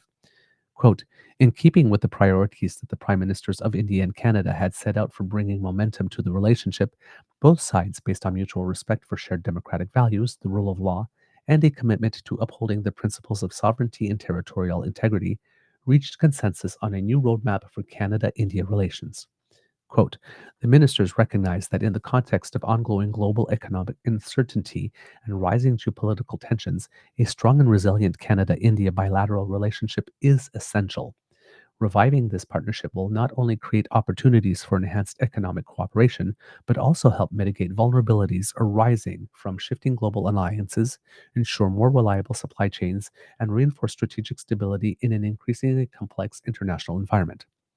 The ministers noted with satisfaction the substantial increase in bilateral trade, which reached $23.66 billion in 2024, and the expanding presence of Indian and Canadian enterprises in each other's markets, generating jobs with significant potential for future growth.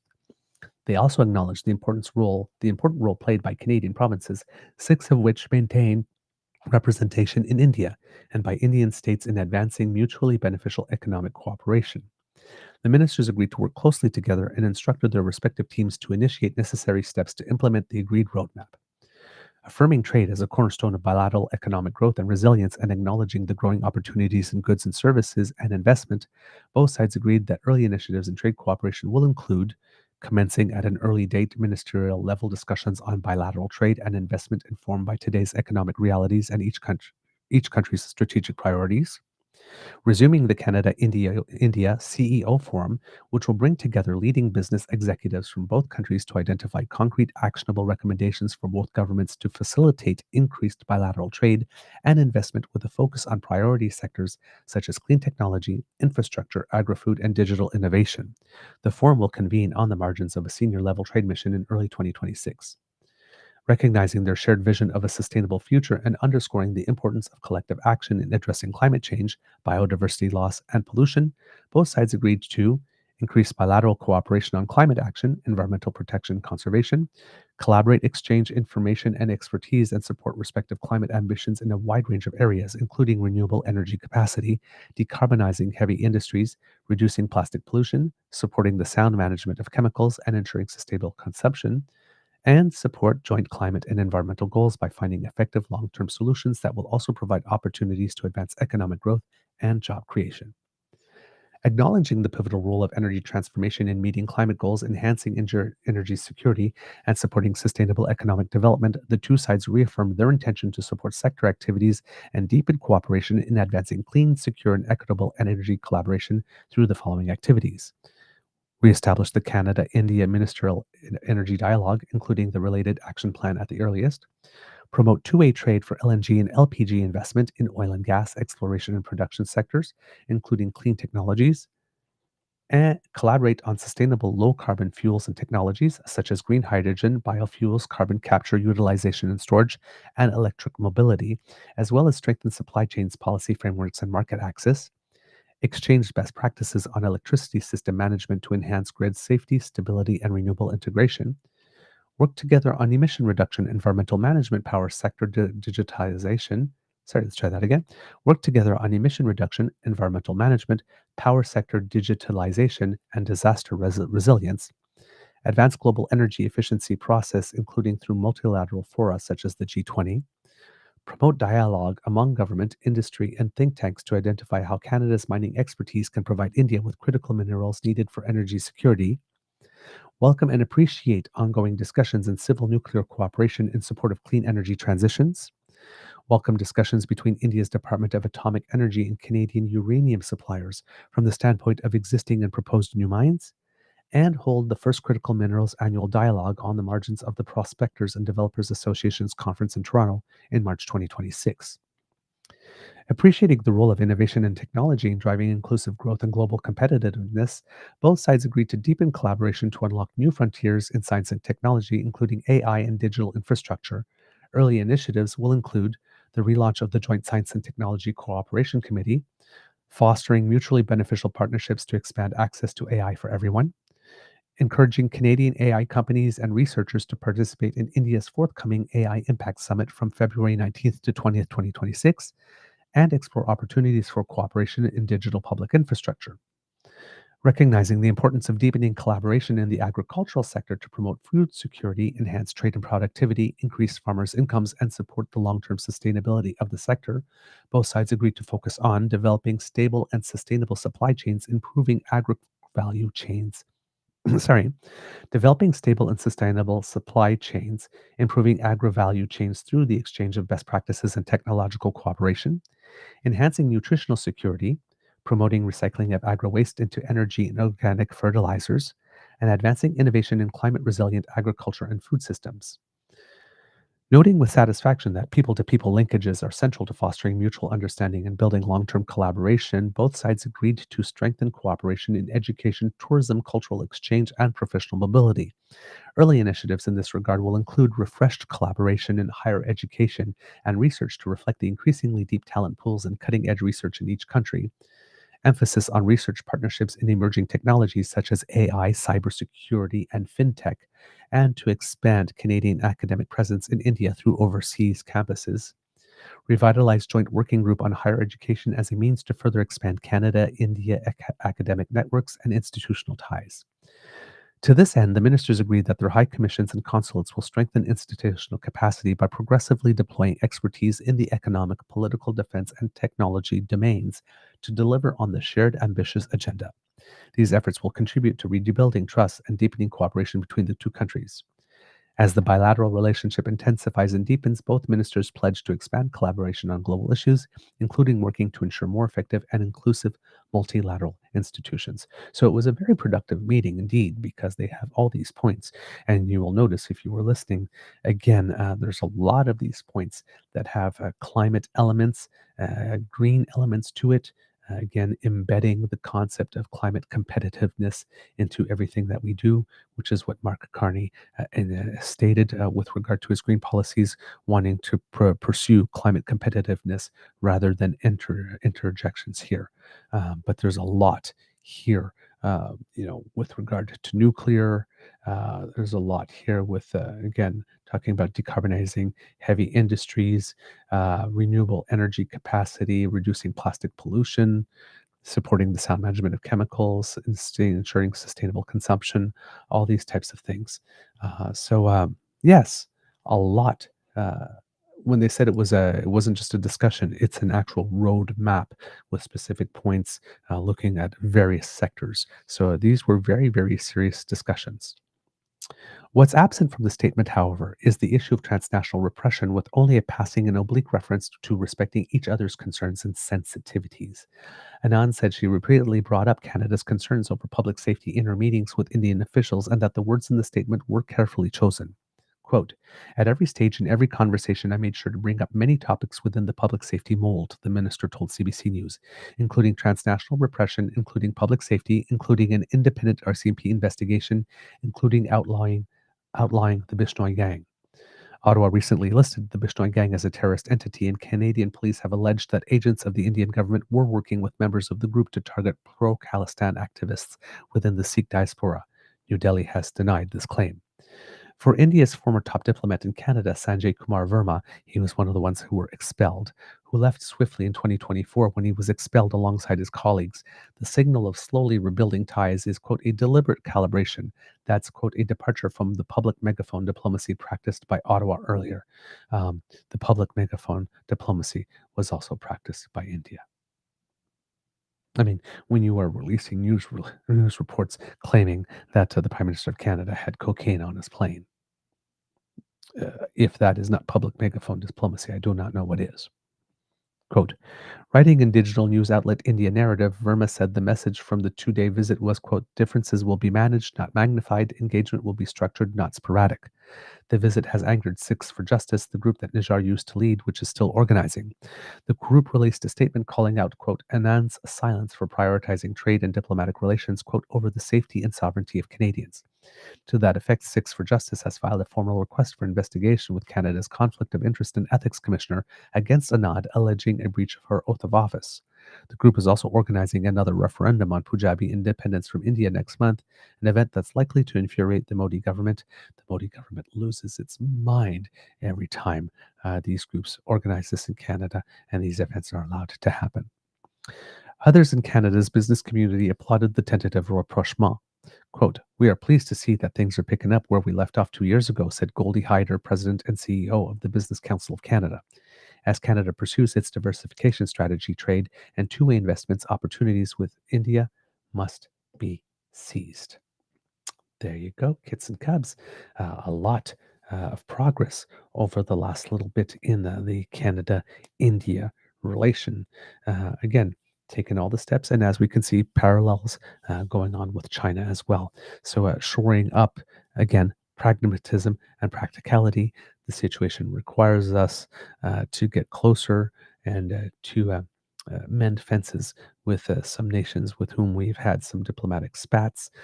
Hopefully, these relationships can be repaired in a meaningful and substantive and long-term way in which certain activities that have been happening in Canada that we are not too fond of cease permanently in exchange for better trade relations and cultural relations as well. All right, kits and cubs. I mentioned that we would talk about a few other things today. So let's see if we can fit them in because we are already really um, pushing it here on time. But let's see if we can get a couple of extra things in here because there have been some advancements on the Stellantis and the lumber issue. With regard to Stellantis, it seems that the Canadian government might be threatening the company with legal action.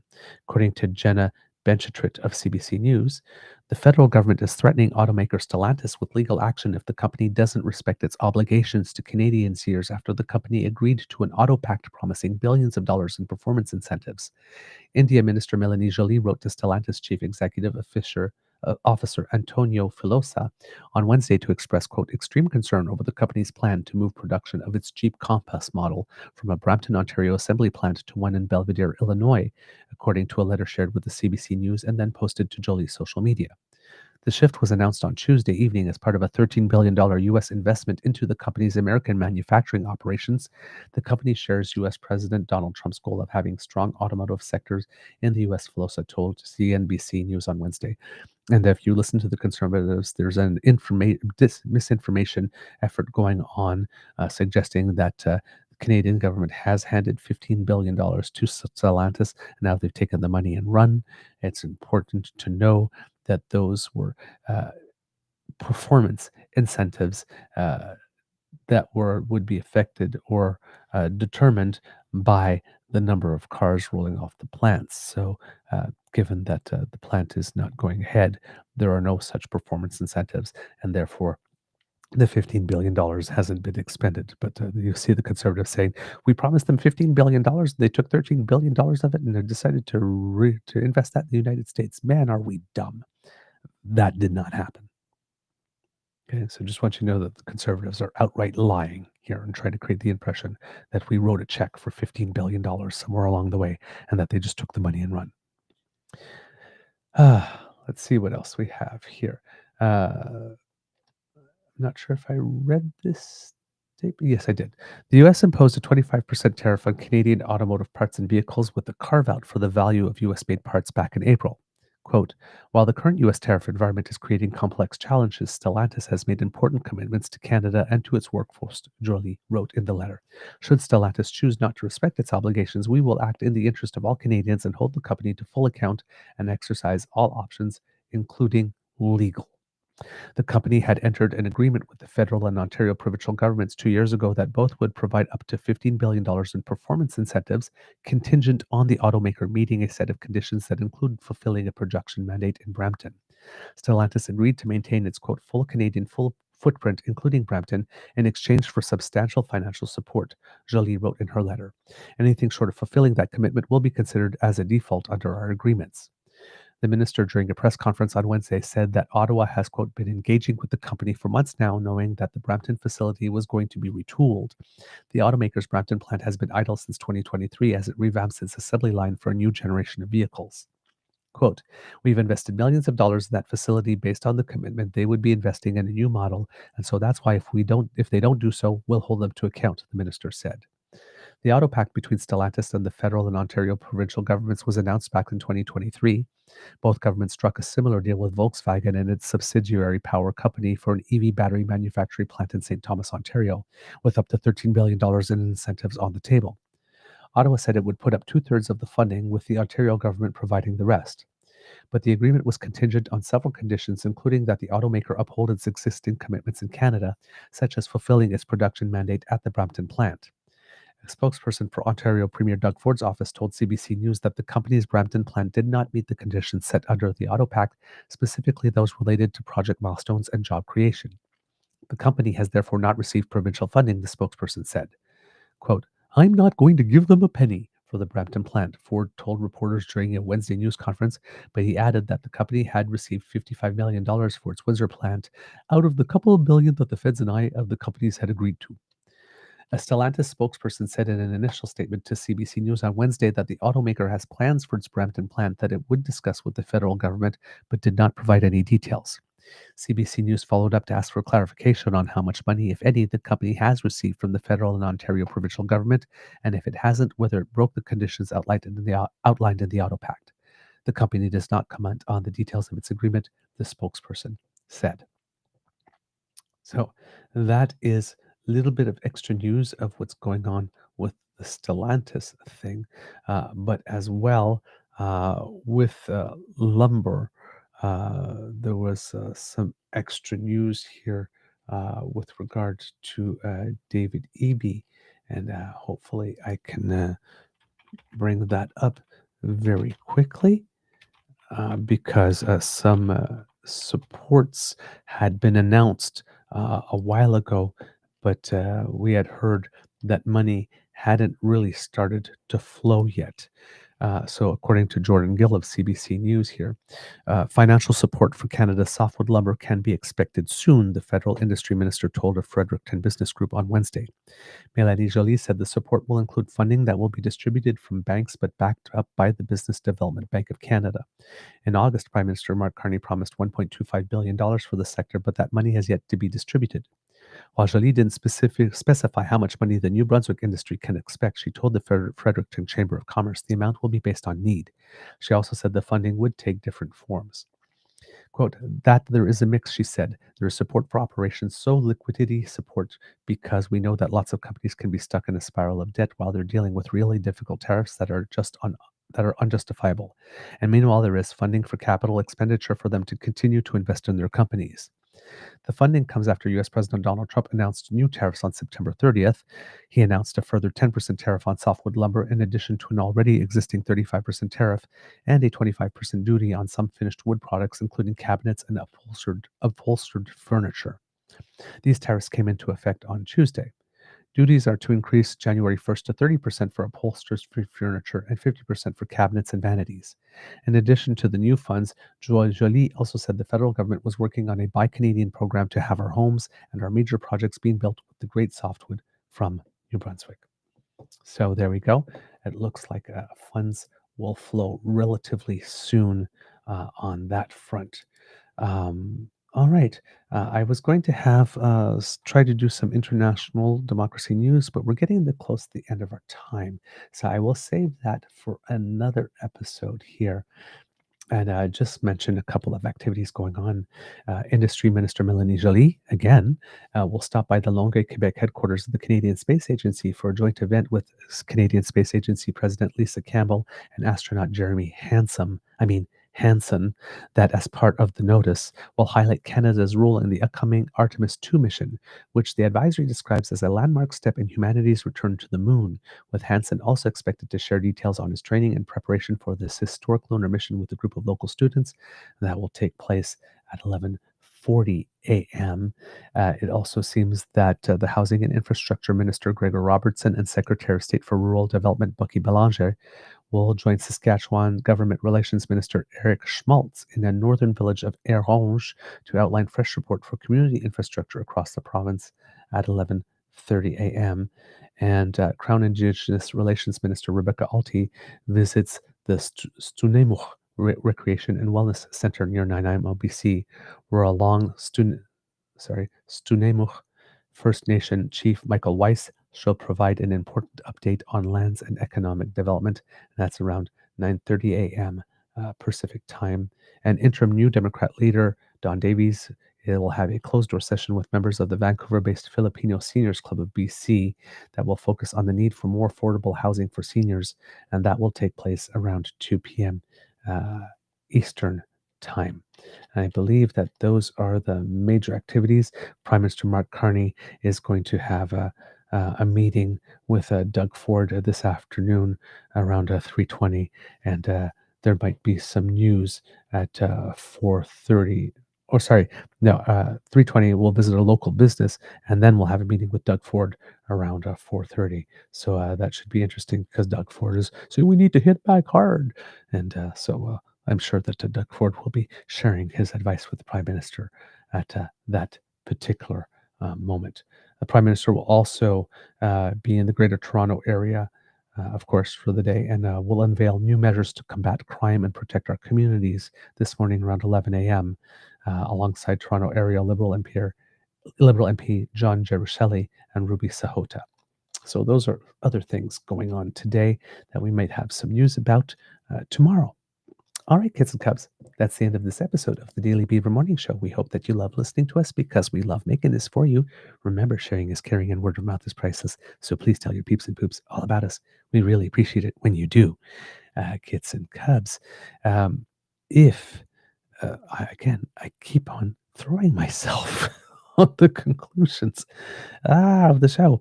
I do not remember what's coming. I've drawn a complete blank. I don't remember what comes next. Just a total blank. Um, I don't know what happens after I say share our stuff. Um, really, just total blank.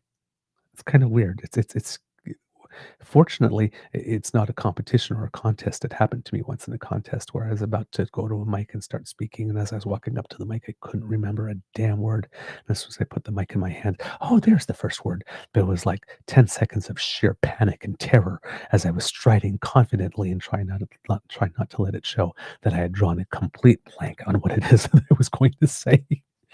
Ah, oh God. Oh, so then let's just say, oh, yes, I remember what happens. Kits and Cubs, if you would like to help us.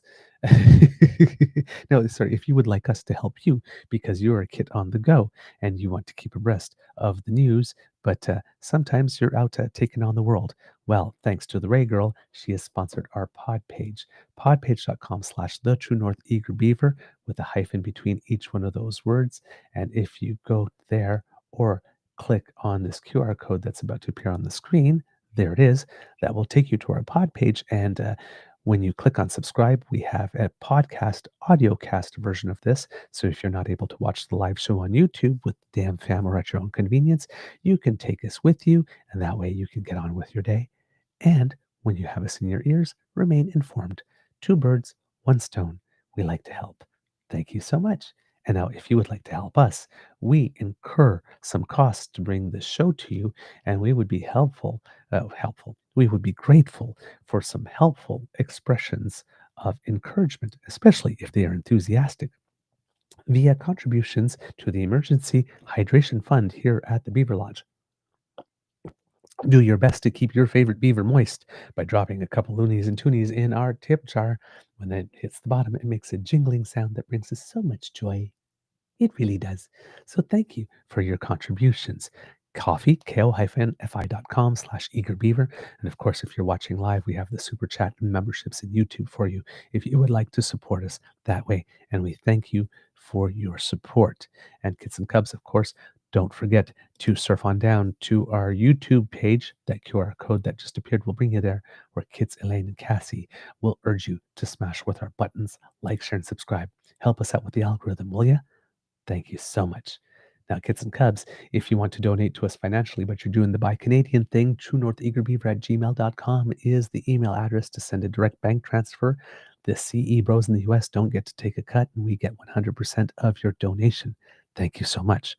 And if you can't donate financially, remember the gifts of your attention and participation are the ones that matter the most to us. So please write to us and let us know what you think about the show, or tell us about your guest suggestions at truenortheagerbeaver@gmail.com. Same email address for both. And if you want to reach us via our socials, at True Eager at the Blue Sky Beaver Lodge and on the Shitter, True North Eager Beaver on Facebook, and right down here in the comments section on YouTube.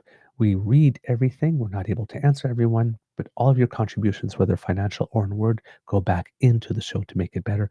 And we thank you for all you do for us.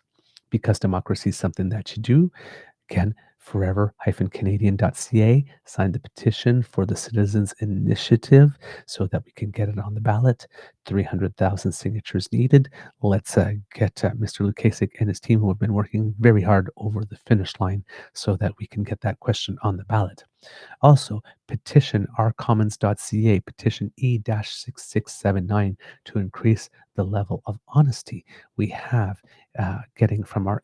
Please go and sign it. 34,393 signatures to date. And as usual, I will, of course, include the link in the chat. Please share it with everyone you know and encourage them to sign. Thank you so very much for that. Of course, municipal elections coming on in Alberta, October 20th, and in the province of Quebec, I think November 2nd. And of course, territorial election in Yukon Territory on November 3rd. Do take care to participate in all of that. Words of wisdom, Kits and Cubs. I'm just going to say, get some sleep. Sleep is so restorative. And if you can't sleep, dance, because dance is joy. And dance is also good for weight loss, Kits and Cubs. I'm happy to report that your eager beaver has lost 8 pounds since the start of rehearsals, because he is shaking it not only for tips, but shaking it for my choreographer. So hopefully that trend will continue, because I need to, I could stand to lose another 10. to be totally honest, very easily. I could stand to lose another 10. So uh, hopefully by the time we get on stage, that will happen. And then I'll be able to keep it off this time. Because for some reason, I've started gaining weight just looking at food. Of course, I do love to eat. So, and I love to cook. So, kind of go hand in hand. Kids and cubs, it could be a tough world out there. So please be kind to and gentle with yourself. And now at the count of three, kids and cubs, may I please have you say, Mr. Beaver, please cue the cock. On 1, 2, 3. Ah, what beautiful, beautiful, beautiful music. I must oblige. You are listening to a True North Eager Beaver Media Incorporated podcast. The True North Eager Beaver podcasts are proudly brought to you by our founding sponsors, the Misfit Mysteries from Corvid Moon Publishing, your source for science fiction, fantasy, and cozy mysteries featuring a broad diversity of characters. CanadianTarot.com, their uniquely Canadian online eclectic tarot community, and the Peppermaster, hot pepper sauces made from farm-fresh ingredients to thrill your taste buds and expand your mind. We are grateful to the Crier Media Network for its support, Pete Jarvis for our artwork, and Paul Joseph Something for our opening and closing sequence music.